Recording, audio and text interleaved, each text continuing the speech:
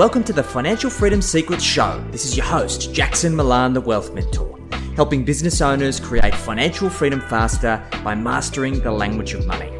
Want to see how well you're tracking towards financial freedom? Complete our 40-point financial performance scorecard at wealthhealthcheck.com.au. That's wealthhealthcheck.com.au. The average score for most business owners is 18 out of 40. So complete the scorecard now and see how well you're tracking towards financial freedom. G'day guys, this is Jackson Milan, the Wealth Mentor, and we are here for episode 1 of my new podcast, Financial Freedom Secrets, a podcast designed to help small business owners around the world understand the language of money and use their business as a vehicle to supercharge their path to financial freedom.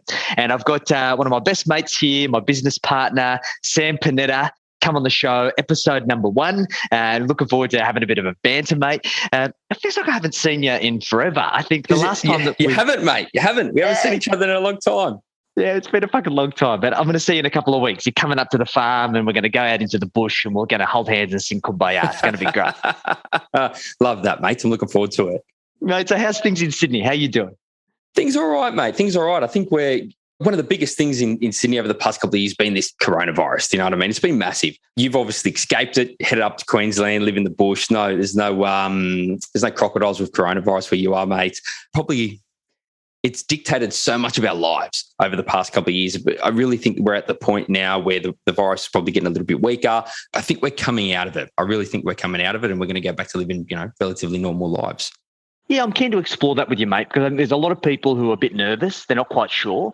I think over the last 2 years, there's been this polarizing and separation of viewpoints around, obviously, politics and around the economy and around investing and around business. I feel that people are very divided. So I'm keen to kind of go back and talk about your story and how you've come up and then how you've developed your worldviews, particularly around investing and finance, and then really share some practical tips with the listeners so they can actually take that away and look at implementing these tools to help them get on the right track for financial freedom. So for those of the listeners and watchers who don't know who you are, Sama, who are you? So who's Sam Panetta? So I'm a dad. That's first and foremost. It's my most important job. I've got 2 little daughters, Ariana and Talia. They're 3 and 1 years old. Husband. I like to consider myself have 2 important roles. Number 1, as a family man, and number 2, as a businessman. And that's probably what people are more interested in today, but the business side of things. And I'm the co-founder of Auris Financial professionally. Me and you got into bed a couple of years ago and haven't gotten out of bed since. I love that, mate. I never thought I'd be so excited about being in bed with another man. So mate, take us back to the beginning, your story, your origin story. Tell us how you come up. So my life's been pretty unorthodox since I was young. So my grandparents, they immigrated over here from Italy after the war. Very common story amongst the Australians. I saw something the other day. We're one of very few countries that have more than 20% of the population are immigrants. I mean, I think more than 50% of the population are the descendants of immigrants within 3 generations. So it's a very common story here in Australia. So they immigrated over here. And then my parents had me conceived me when they were 15, and I was born just after they turned 16. So I grew up in a house with bunk beds with my uncles, grandparents were there, and we all lived together. So it was super unorthodox. And it was really at a young age, I think, seeing the struggles that a teenage family or teenage parents have with money, it really planted a deep seed with me with money. And it's something that my grandfather would tell me stories about when I was a kid, and I used to go grab shells from the beach and bring them to his barbershop and try to sell them for 20 cents or 50 cents.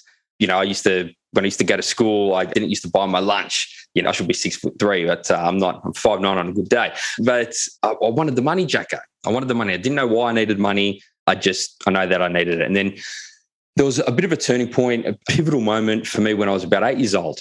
And I remember my parents had a bit of a blue with regards to money, and I cried all night because I was really upset that we didn't have enough. The reason I bring this story up, it's these little things, these money memories that you have as a child that really shape who you are. And most people destroyed, for lack of a bit of a word, financially by their money memories. But these little painful points growing up, getting picked on because I had a I didn't have a brand name scooter. I had like the Kmart scooter, and these little things. I didn't want anyone to pick on me because of lack of money, right? And all these, they added up to the point where I was naturally ambitious as a child, growing up. And I remember as I got a little bit older, we were with all my family in a Land Cruiser. We used to go drag racing, and all my uncles and all my cousins were like, what sort of cars do you like? And they were like, oh, they love Tiranas or Monaros or Commodores. And I'm like, oh, that's cool. And I got to my turn, what sort of cars do you like? I said, oh, I like Ferraris and Lamborghinis. And they all laughed at me. They laughed. I said, what's so funny about that? What's funny about liking Ferraris and Lamborghinis?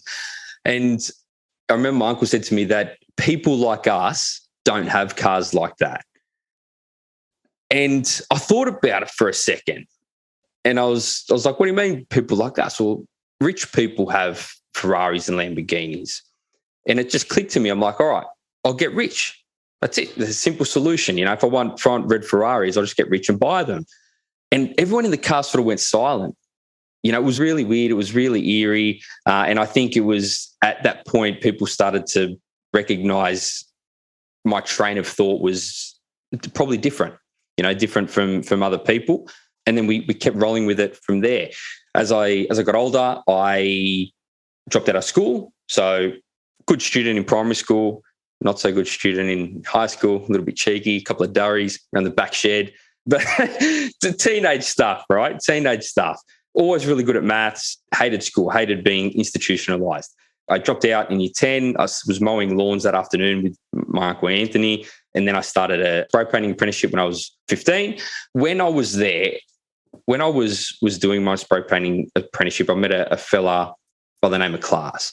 He's passed away since, but he was sort of my first ever mentor. And he ran a smash repair shop, but he was a property investor first and foremost. And he used to see me at lunchtime. I used to, read property magazines as a little kid. The other guys were reading car stuff. I was trying to figure out how I'm going to get some cash and buy some real estate. Because I was like, even as a kid, I was like, wait a sec, I'll buy a house.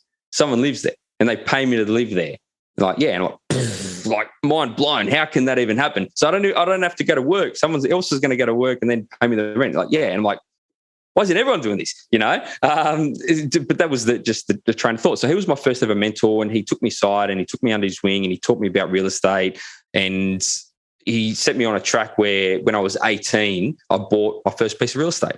18 years old, I saved the money up myself. I had 70 grand, I had a BMW, I sold it. Like 18-year-olds don't save 70 grand. So it was a really big thing at the time. I used to go to the open homes and the real estate agents wouldn't talk to me. So I had to bring my uncles and my cousins who were older and pretend that they were buying the property because the real estate agents weren't taking me seriously. My family helped me out with the open homes and all that, helped me negotiating because no one wanted to negotiate with a little kid that didn't have a bid. Bought my first property, still got it now. It's 15 years later, still holding onto the property. And I got to the point where I realized I could, no matter how hard I worked as a spray painter, I could only paint so many cars in a day, right? I only had so many hours that I could sell. And I'd basically push my threshold by the time I was in my early 20s to the amount of capacity of what you can earn in that job, right? Because it's all based on the amount of value that you can add to society, and society will only pay you so much for painting bumper bars. Do you know what I mean? It's not a judgment call. It's just the way economics works, all right? The way capitalism works. So I started thinking, I was talking to Class, my mentor, and he's like, mate, you need to become an accountant or something like that. You need to work with money if you want to go any further in life, because you've basically tapped out at 20 years of age of what you're gonna achieve here. Anyway, worked at it for another couple of years. I was scared, Jacker. I was scared to leave the trade. I knew what I knew, you know. You've known me for a long time. I don't like change. I'm a little bit afraid of it. I like doing the same thing over and over again. You know, God willing, I hurt my back. I slipped a couple of discs in my back, and it forced me out of the trade because I just couldn't do it. I couldn't do physical labor anymore. So I went back to TAFE, studied, finance, economics, all that stuff. I didn't even think about university or any of that.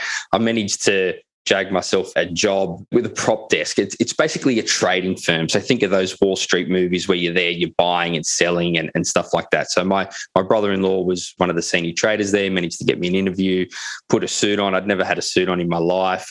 I felt so weird. I'm walking around the city in my suits. Interesting story for that. we were being inducted, right? So they'll take like 20 at a time and keep the best 2 or 3 traders to stay on. We were there with all these young guys, and a lot of them were like smart private school white dudes. Do you know what I mean? That's how I would describe them. They're all a foot taller than me, and they looked very confident and all of that. And we went out for lunch, went to a burger joint. Everyone was eating their burgers with knives and forks. And I was like, that's fucking really weird. So I picked up my burger and I started eating it with my hands. And I watched around the table, all 20 of them, and slowly they put the knives and forks down and they all started eating the hamburgers with their hands. And something really clicked to me that day, because I was like, I'm super scared of these guys. You know, they're more than I am, right? And I'm super scared of them.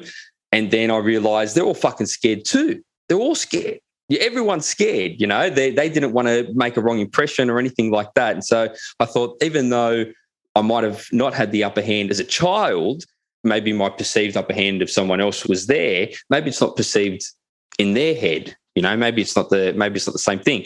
So I've done that for a little bit. I didn't particularly, 2 things. I wasn't particularly good at trading, and I didn't particularly like it. And the reason for that, and this has gone on to help me form a lot of my worldviews today around capitalism and economics. I think one reason I didn't like it was because of the short-term nature of it, the transactional nature of buying and selling, where intrinsically I really believed that if you loved an asset and you thought it was a good asset, you should hold it forever. You should die.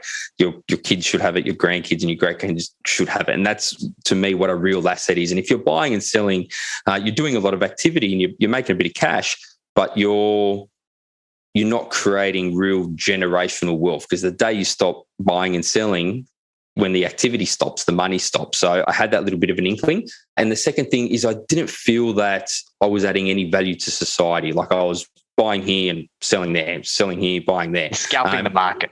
Scalping the market, you know. It was just numbers on a screen. It was you in the market. And my grandfather had a go at me one day, because he'd come here and he was a barber. He started working, he was 12 years old, and came on a rickety boat and all the real struggles. And he's like, what do you even do? Like, what value do you even add?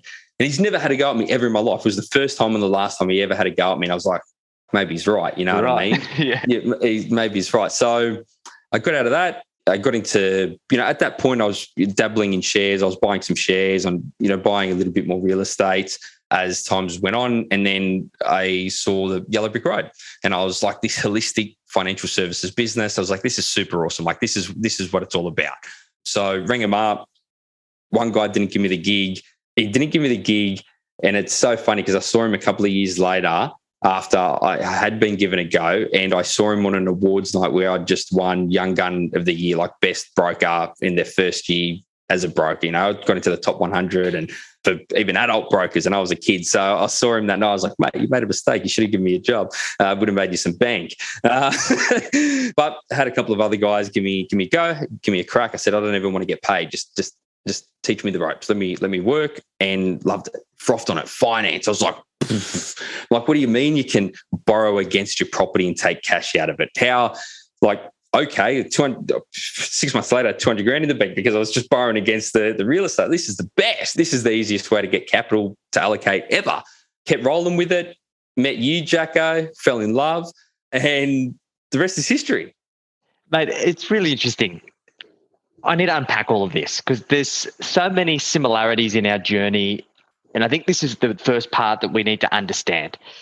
The vast majority of people who are looking to create wealth start with the sexy stuff, the strategies and the tactics. And that is a supplementary, an ancillary, a cream on top thing, in my opinion, to the first and most important thing, which is your money method. You and I have a very similar money method in terms of inflows, but we have a very different money method in terms of outflows. And I think even from our conversation today, I've identified why. So what's interesting, when I was 3 years old, turning 4, I went door to door with a red pull cart selling toys and flowers. I was playing in the front yard at a mum's friend's house who had 2 little kids, 2 girls. And I come up with this brilliant idea. And I'm like, let's go sell this stuff door to door. And I took them with me. We were there for hours. And I remember, I don't know how long after it was, but it was late afternoon. I just closed a sale and a squad car rocked up, and my mum jumped out in a white maxi dress in hysterics, thinking that I'd been abducted. And I'm like, why are you so upset? Look at all this money that I've got. And she was just crushed. And from a very early age, it was always similar. I was always looking for ways to make money. The difference was, like class to you, he was a successful investor. He had a real practical methodology that he could transfer. And I think you had probably some different DNA in terms of your investor makeup as well. For myself, my dad was my mentor, but he always taught me from a position of theory because he had no practice. He'd had property, but he'd never hold on to it. He started businesses, but he'd always chase the next thing. And I don't know if that was a born or a learned behavior, but that's very similar for me. I'd never had an issue making money, but I always had an issue holding on to it. Like similar to you, I was about 19 years old. I went to go buy my first investment property in Wiley Park. Like this is like near Bankstown, dregs of the world. The property was $200,000. I had my deposit, Sam. I remember going to the open homes and like they wouldn't take me seriously either. You look a bit older than I do in terms of your appearance. I looked about 10 years old. So you got away with it probably a little bit more than I did. These people were asking me where my parents were. And I remember that I got outbid by $10,000 that I could have swindled the money. But I got distracted and I ended up getting the shits and throwing it in and going on a holiday to Thailand with the money instead. Oh, no, Jacko. And you know what? I still go back from time to time. And like that's happened a number of occasions. I had another property opportunity in Dulwich Hill, same story. And I still remember those properties and I go back onto RP data and I look at the things and I see the missed opportunity. And it crushes you. But obviously, we've gone on to greater things and you can't dwell in the past. You can't allow the 5-year-old version of you or that 8-year-old version of you or that 10-year-old version of you be in the driver's seat dictating the financial decisions that you make today. Sure, you learn from that experience, but it's about being able to go on and learn from that experience to improve the quality of your money method, which then reinforces with the strategies and the tactics that allows you to increase the quality of the outcomes that you derive as a result. So yeah, it's interesting to see that contrast. Yeah, and I think you're right, mate. I think the biggest thing here is that it's a long game. Do you know what I mean? You can't dwell on your decisions between the ages of 18 and 30 and then say, I've missed the boat here. It's not the case. You've got even guys like Warren Buffett, they got 60, 70-year track records. You know what I mean? If you're 10 years into your journey, man, you got a long way to go. You know, you got a long, long, long way to go. Rewind 60 years and think about how much the world has changed and think about how much opportunity is coming in the next 60 years. It's 100%. It's massive. And and because it's exponential, it'll be more opportunity than there was in the past. For people say, property's too expensive now. It was different times, 100%. You know? Yeah, it's crazy. Look, and I think the problem today is, Sam, like so many people have this societal pressure and this unfair expectation that they need to get rich quick because they're seeing so many people what they perceive to be an overnight success. But the reality is most of those situations are few and far between. Like what Harry Triguboff, the founder of Meriton, very similar story to your grandparents, came here after the war, started from nothing. He didn't make his first million until he was 65, right? No. Harry could have retired when he was in his 30s. So him and all his developer mates made massive bank and they all retired except for him. He kept going at it. So that's how you end up a billionaire, Jacko. You get the formula and you do it over and over again for very long periods of time. Yeah. That's a whole nother subject in itself. But the funny thing about that story is watching an interview with him, it was like in the 30s, his friends were saying, you're silly. In the 40s, you're silly. In the 50s, you're silly. In the 60s, when they're in their 60s, they're saying, you had the right idea here, mate, because we've been playing golf for the last 30 years. We're getting old. We're old, man. You've been plugging away. You're still young. You know what I mean? You're still young at heart. And I think when you're passionate about what you do and you're pursuing something that's greater than just monetary rewards, you can keep at things for very long periods of time. And it becomes harder and harder for people to catch it. That's why the rich list is full of majority, you know, besides the tech guys, all these old dudes. Because it just takes a long time to create a lot of wealth. Like you can't have a baby in 1 month by getting 9 people pregnant, Jacko. Like that's not how it works. Some things just take time. So let's talk a little bit about your philosophy and your mantra of wealth building, Samo. How would you summarize it? I think the most important thing when creating very substantial amounts of wealth is that size matters. That's probably the biggest thing, size and time. And what I mean by that is that let's have a look, right? Let's map this out, right? So you've got yourself in the middle, that's you, okay? You can invest in shares, real estate, and your business, okay? That's your universe for creating wealth. You as the person in the middle, you're the ultimate driver of all of that. So you got to get exponentially better over time so you can drive the other things. Now, you can run your business. Now, if you're a builder and you're building 4 houses a year, as an example, you're adding value to 4 families and you're secondary adding value to about 40 other people, suppliers, contractors, things like that. All right. So you're adding value to society. Now, in a capitalist society, you are rewarded for the amount of value that you add to society. That's how capitalism works. Now, that guy's probably making good money and he can go away and he can probably invest, I don't know, $1,000 a month, $5,000 a month in shares. You can buy a home, you can buy a couple of investment properties, and he will derive, if he keeps at that for long periods of time, he'll be a millionaire, multi-millionaire, be very wealthy. Now, if you had that same scenario, but your builder, you leveled up more and he's running a bigger firm and he's building 400 houses a year, he's impacting directly 400 families, all right? He's adding value to 400 families, and then he's also adding value to 40,000 indirectly, right? Suppliers, materials, contractors, things like that. Now, that guy there who's 10 times bigger than the guy next to him, because he's adding 10 times more value to society, he should derive a larger and larger income, all right? Because he's really should be earning 10 times the amount of money. If the other guy's earning 200 grand, he should be earning 2 million because he's adding more value to society. Now, that guy who's earning 2 million, maybe he's investing, I don't know, 50 grand a month in the stock market. Maybe the bloke's got 50 houses or 100 houses. Now, the thing is, Jacko's, you buy some shares, you're going to probably perform average, right? If you're slightly better, you might perform slightly better than average. If you buy real estate, you might time it well or you might time it badly, but over time, it's all going to come out in the wash. And when you're running the business, that's the only thing that you actively need to be focusing on. Where people get caught up is that they start trying to do sexy shit with the simple stuff. So the real estate and the shares, it's, you could spend 4 years researching the one stock or 4 years researching one property, and you might get it right. You might nail the timing and you might buy it at the right spot, and it might be a really good property, and over time you might get 1% more a year in return than the next bloke. I can guarantee the bloke who went out and just bought 4 properties instead of one because he wasn't fucking around, he's going to make more money. He is. He's just got more capital allocated to the market and he's going to be in the game for longer, and that guy is going to make more money. So it's one of these things where size matters, Jacko. Size really does matter. Size, consistency, time. No one talks about that with investing. They talk about what's the next asshole coin or something. You know what I mean? What's the do you know what I mean?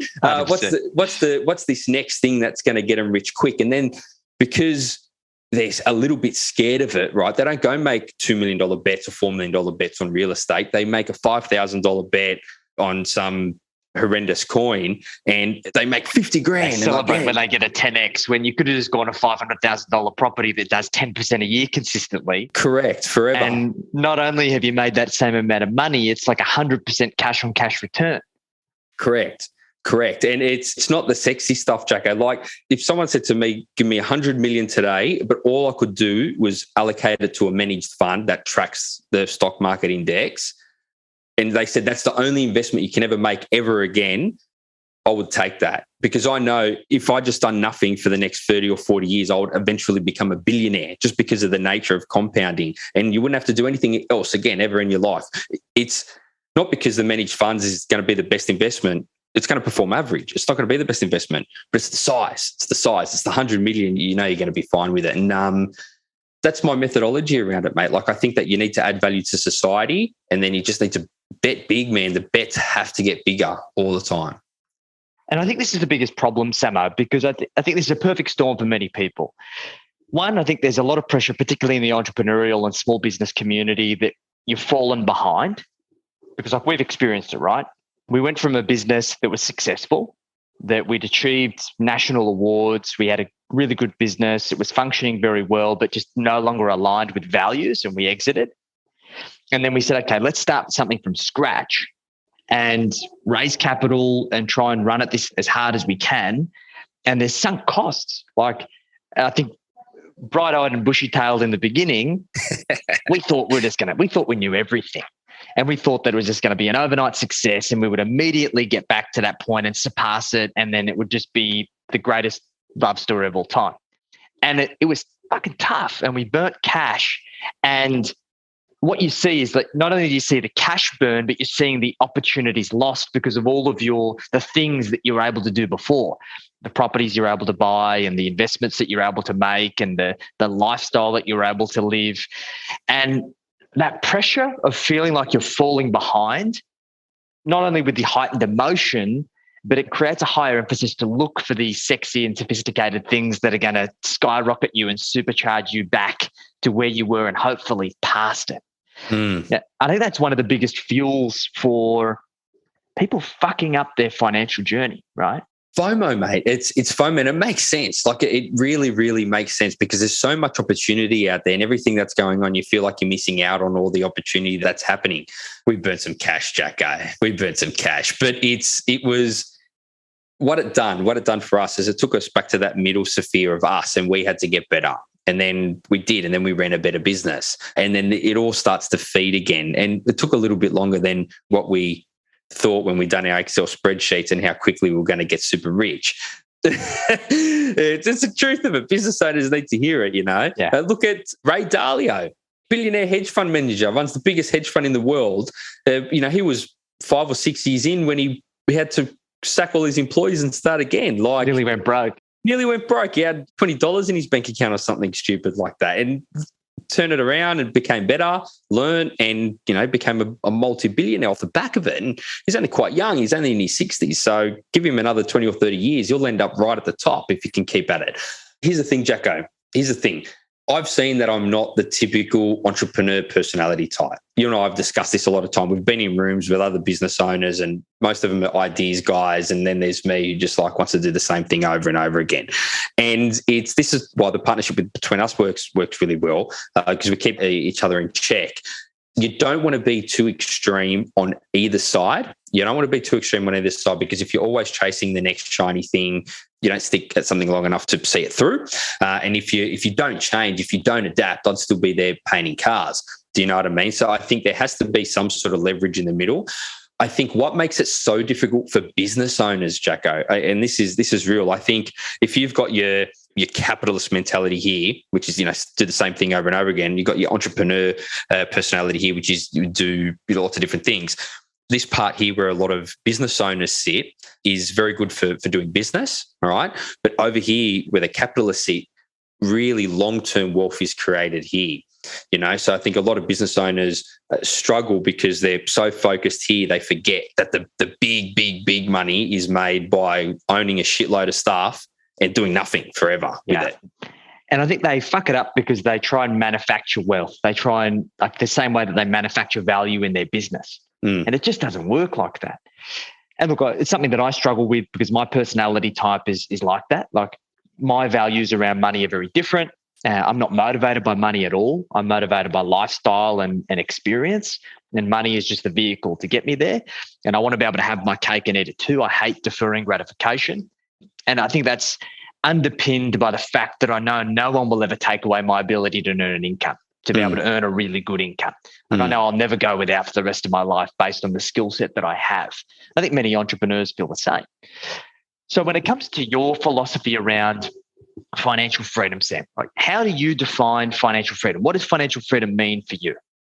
This is a really good question, mate. This is a really, really good question. So when I was younger, I thought about this a lot, my philosophy. So I saw a lot of people that were cash flow rich and asset poor. They had really good jobs or really good businesses, and they were creating a lot of cash flow from themselves and basically spending what was coming in. Awesome lifestyles, but nothing concrete for the long term. And then I saw other people that were really asset rich, like, these old Italians who were living in $5 million houses and retired and on the pension on $700 a week, but really cash flow poor. And I didn't like either of those two particular scenarios because they just don't work, right? So my thought was, okay, what you want to do when you're talking about achieving financial goals, you want to track your net worth, right? The amount of assets that you own, but you also want to track your income, but the increases in your income over time as well, because there's no point in being asset rich and living a shit lifestyle. And there's no point, well, it's actually more of a point to make a really big income and live a really good lifestyle. That's actually probably preferable. But you don't create wealth that way. And if you don't want to create wealth, that's fine. But for someone like me, I've got these philosophies about how I think capitalist systems work, and I need to play them out to test my theories. And the only way to play them out in real life is to actually get money, get capital, and have a crack at it. So that's sort of how I think about it. With the answer of what do I think, what does financial freedom mean to me?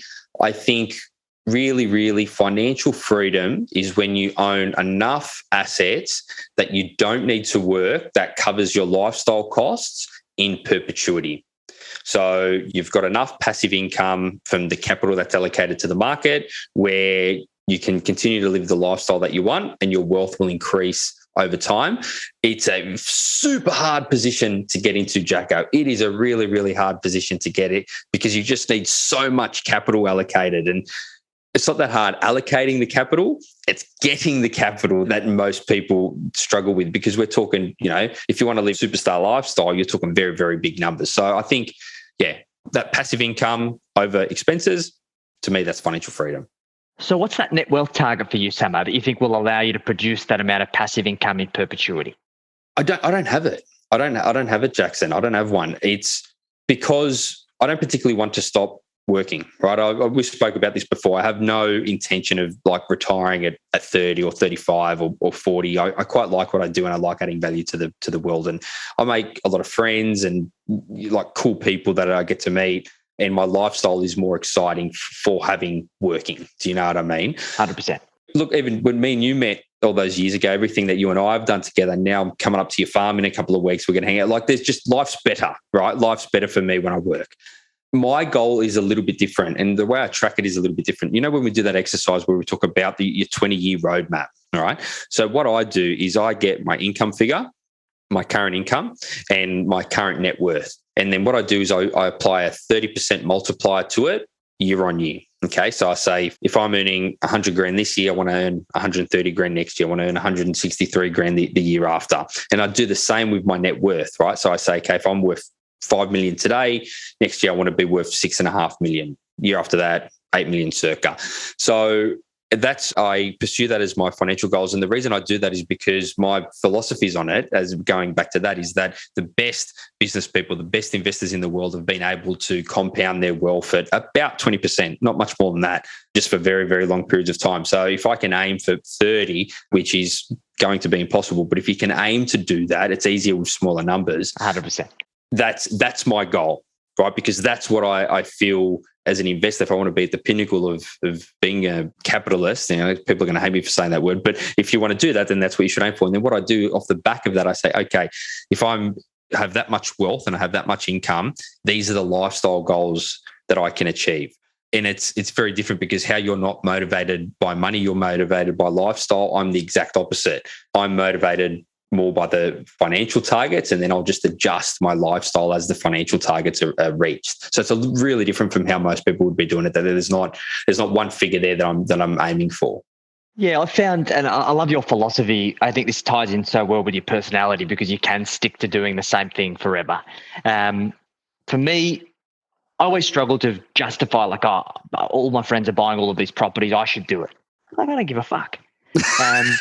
So I don't. I hear you. I know, Jack. I know you.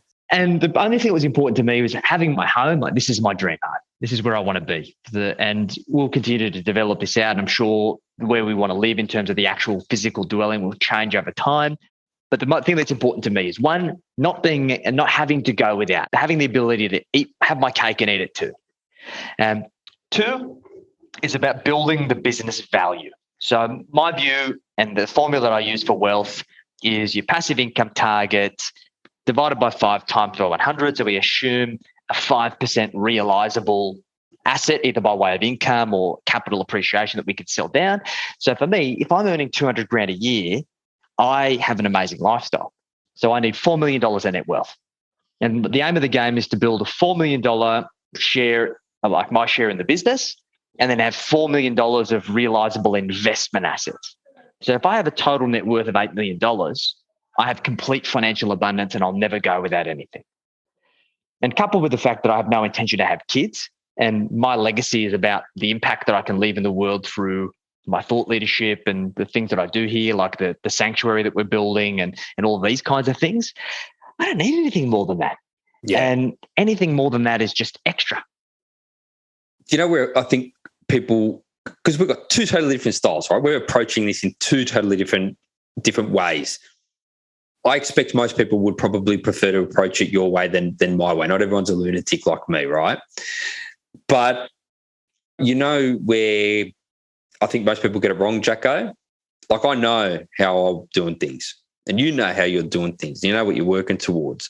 Most people have no fucking idea. Haven't even thought about this, Jacko. They haven't thought about this. They don't know what their money journey looks like. They don't know what they're working towards. They just get up every day, they go do the work, and they go home and they close their eyes and hope that it all works out for the best. And I don't think it's so much like your philosophies are going to align with what you want out of your life. Like, forget about money. It's like, what do you want to do before you die? You know, and mine align with mine.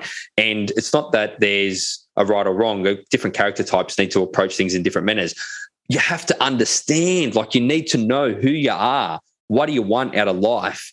And then the money goals come off the back of it, and the strategies that you use and all that. What you said before, strategies and tactics are secondary. Sit there in a dark room and say to yourself, what do I want before I die? And it's just, for most people, it's too scary of a conversation to have with themselves, Jacko. The way I put it, Samo, is that you're in one of two positions. You're either in the passenger seat and you're a passenger on your wealth journey, allowing whoever's in the driver's seat or whatever the environment is that's guiding you on autopilot to get you to wherever you want to go. You have no control or very little control. Or you're in the driver's seat. And I would always prefer to be in the driver's seat because I have absolutely no slither of a doubt that I will achieve those two financial milestones and live an amazing lifestyle. The variable here is, do I get there in 5 years, or do I get there in 10 years, or do I get there in 30 years? That doesn't really matter, to be honest. Because I know I will get there. And I'm sure you're the same. What you're testing is, are your economic theories going to get you there on the rich list in 5 years, or is it going to be when you're 80, like the trig, you know? I'm running out of time to get on the young rich list, Jack. I'm tapping out. I'm getting grey, and I'm hiding it with my long hair now, so I'm hiding it grey.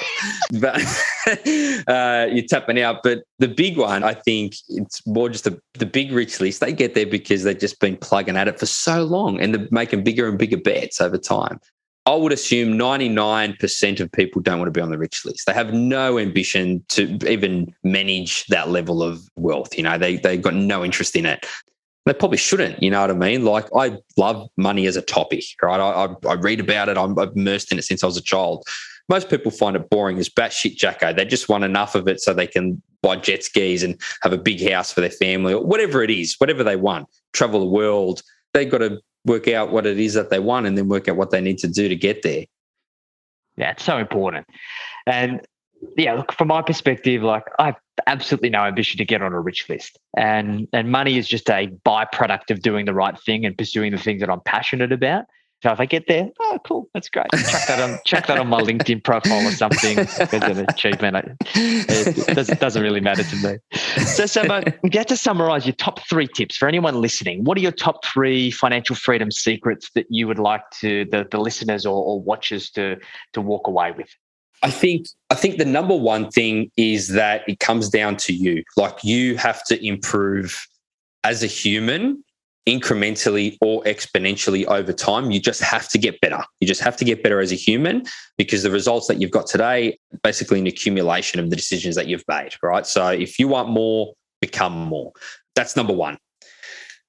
Number 2, I think you need to understand that your business is the driving factor of how much wealth you're going to be able to create. All right. It's one part of it. And the reason for that is it's going to determine the amount of cash flow that it produces. And that cash flow, when saved, turns into capital. All right. So you have to focus on the business. It's the driving engine. You want it to be as profitable as possible, and you want it growing year on year, and you want profits growing, not just revenue. So you can take as much capital out of it as possible, because that capital is what goes into theme number 3, which is buying assets. And it's like Monopoly, guys. It's like Monopoly. You're not fussy if you land on Old Kent Road or if you land on Mayfair. You just buy the fucking property, or you just buy the shares. And then you need to get better as a person, run a better business, and then take all that capital, buy as much real assets, property and shares as you can possibly handle without going broke. Size matters. Make bigger bets. Don't go broke, and do it for very long periods of time. I love that, mate. That's fantastic. And guys, this is why I kicked off this new podcast, because people don't talk about this shit. Most people are selling fugazi bullshit, shiny objects that just distract people from what really matters. And what really matters here is that you get clear on who you are as a person and how you manufacture more value from yourself as a human being. Work out what it is you want from your life and why you want it. And then work out how you control the 2 tradable commodities, being time and money, to allow you to go from trading time for money to then trade money for time and then trade money for money. And that's what the financial freedom secrets are. They're not actually secrets. It's just that you're not listening to the right people. So hopefully we can create this platform to share that with you. And guys, now if you enjoyed this episode, you've enjoyed this podcast, drop it a follow and make sure that you take action on this stuff, because a good idea in theory remains exactly that, just a good idea unless you put it into practice. So if you're an ambitious business owner, you feel like you should be earning more, making your money work harder for this stage of the game. You want some help creating your financial operating system, learning the fundamentals of money from different perspectives. You can see Sam and I are very different, and we're going to help you develop your own money method that's going to work for you, so you don't have to push against the grain. You can do what comes natural, intrinsic to you, so you can turn your business profits into personal wealth. So make sure you reach out to us and make sure you take action. Samo, I appreciate you taking the time, mate. This has been fantastic. We've got to do this more often. We should do it, mate. Let's pen it in. Every 10 episodes or something, I'll come in and be a lunatic for you. Let's get it done, mate. I love it. So, guys, this is episode 1 of Financial Freedom Secrets, and we'll catch you next time. Thanks, Jacko. Catch ya.